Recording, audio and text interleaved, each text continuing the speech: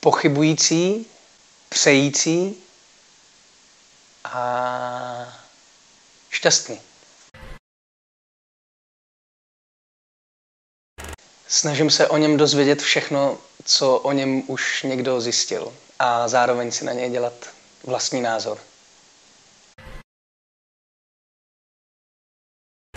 Čím dál tím míň, ale pořád ještě ano.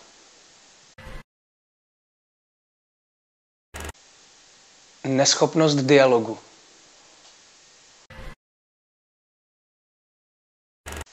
Při porodu, při obou porodech. Mý ženy, já jsem teda nerodil. Bylo to krásné. Andreje Babiše. Z lidský zloby.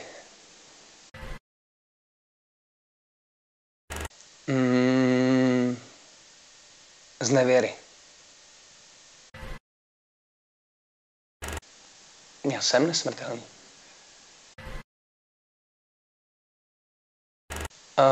Globální štěstí. Štěstí všech lidí. Bytostí.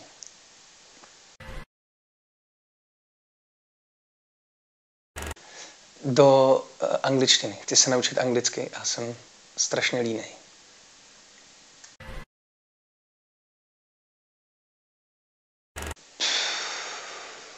Já jich dělám spoustu, jo, ale takovej ten nejšílenější, který je pozitivně šílený, je třeba to, že jsem po 3 měsících požádal svou ženu o ruku a ještě ten den jsme zapracovali na tom, aby k nám přišla Josefína.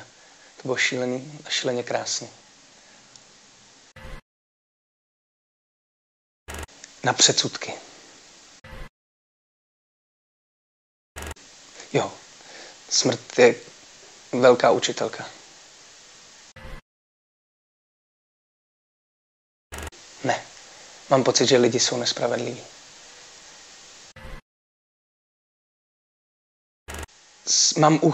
Jsem jako obdobář. Mám takový jako období různých věcí, ať už jde o akvaristiku nebo o jakýkoliv jiný hobby, vždycky propadnu něčemu totálně a chci v tom být nejlepší.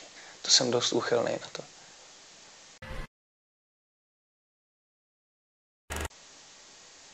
Co jsem tam měl? Já jsem tam měl nějaký snowboardisty, ale nevím jaký.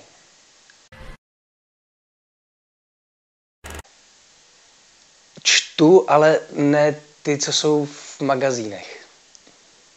Nechávám si je vypracovávat.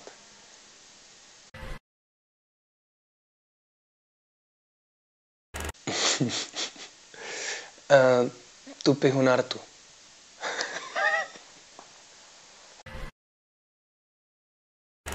Koušu si nehty. Mívám.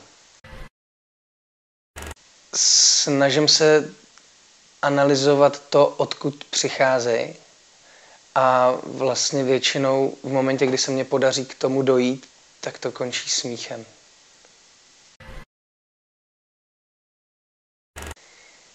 Baví mě vysávat docela, ale musí být velký bordel. Až když to dělá takový ty zvuky v té rouře. Mě to nějak jako ukájí.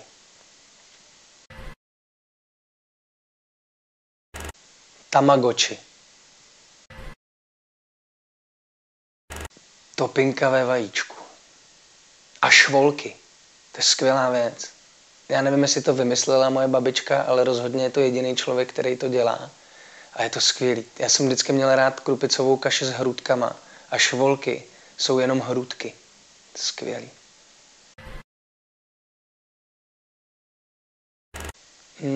Myslím si, že porno je zlo. Myslím si, že nemám rád porno. Je odporné.